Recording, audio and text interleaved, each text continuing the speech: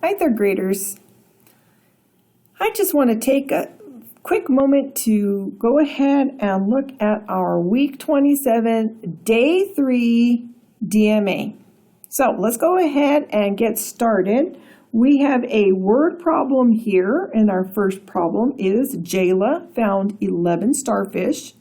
Okay, so remember, we're visualizing what's happened. So you see 11 starfish, and each starfish has 5 arms. So think about looking at one starfish. How many arms would you see if you had one starfish? Then think about if you were to see 2 starfish. How many arms would there be if you had 2 starfish?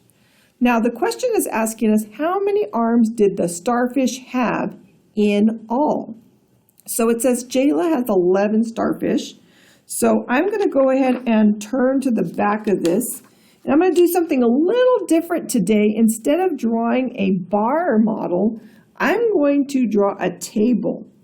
So I'm going to put 2 columns, and I'm going to write starfish, or actually 2 rows. Actually, let's make columns. So starfish and arms. And this is what they call a table. And this is to help organize our information. So this is the input-output table. I've talked about input-output tables before. This is what an input-out table would be. So the starfish and the arms are what we're looking at to compare. So if I have 1 starfish, I have 5 arms. If I have 2 starfish, that would make, 10. 3 starfish would make 15. 4 starfish would make 20.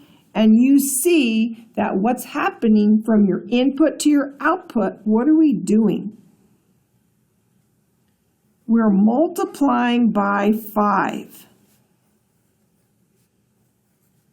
That's our rule. We're going to multiply by 5. So whatever our input is, we're going to multiply by 5 because 1 group of 5 is 5.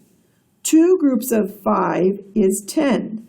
3 groups of 5 is 15. And so when we're multiplying, remember you have groups, the number in each group, and your total. Well, in this case, we're looking for the total arms, and the starfish are the groups. So I'm just going to put ST here for starfish. And the arms, each starfish is going to be 5 arms. For each starfish, 11 starfish, and that's going to be total arms. So 11 groups of 5 or 5 groups of 11, again, but we're looking at multiplication here.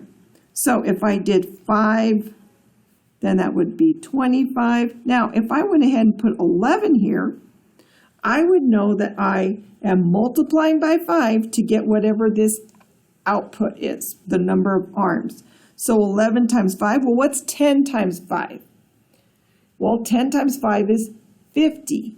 So add 5 more for another 1 times 5, and I get 55. So we can say Jayla saw 55 arms because 11 groups, and remember the starfish are the groups, 11 groups of 5, and the arms are the 5, is going to give me 11 groups of 5 arms is 55 arms. Okay, so don't forget that you are writing out your response and telling me how you figured that out. You're writing an equation to show your work, and I just happened to show my work a little differently than what we normally do in a model. I decided to use a table, But you could also use bars. And remember, you could do 5 plus 5 plus 5 plus 5 plus 5 plus 5 plus 5 plus 5. Remember, repeated addition, 1, 2, 3, 4, 5, 6, 7, 8, 9, 10, and 11. So 10 times 5 is 50 plus another one group of 5, and this is that distributive property, right? Because I'm 10 times 5 is this part right here, and one group of 5 is that part there, and when I put them together, I get 55. Oops, I meant to put 55 here, not 50. I was thinking ahead of myself. Okay, so lots of different ways to think about this, but you're still getting the same answer. So now let's take a look at the next problem. Our next problem is a fraction problem, and this fraction problem is comparing fractions. So this is our 3.NF, where we're using simple fractions to compare using a less than, greater than, or equal symbol. So I have 4 equal parts for this square. This square is also broken up into 4 equal parts. Now, we are looking at the shaded pieces. So remember, the numerator tells me how many parts I'm counting. So in this case, we're counting the shaded parts. So I have 1 of the 4 pieces here compared to 3/4 here. Remember, each one of these is 1/4 of this square. So 1/4 is 1/4 of each part of this square. So 1/4, 1/4, 1/4. Now, 1/4 compared to 3/4. So if I have 1 of 4 pieces, and remember the denominators are exactly the same. So now we're going to use our numerators to decide. We have more pieces here than we do here. So this is going to be a less than symbol. So 1/4 is less than 3/4.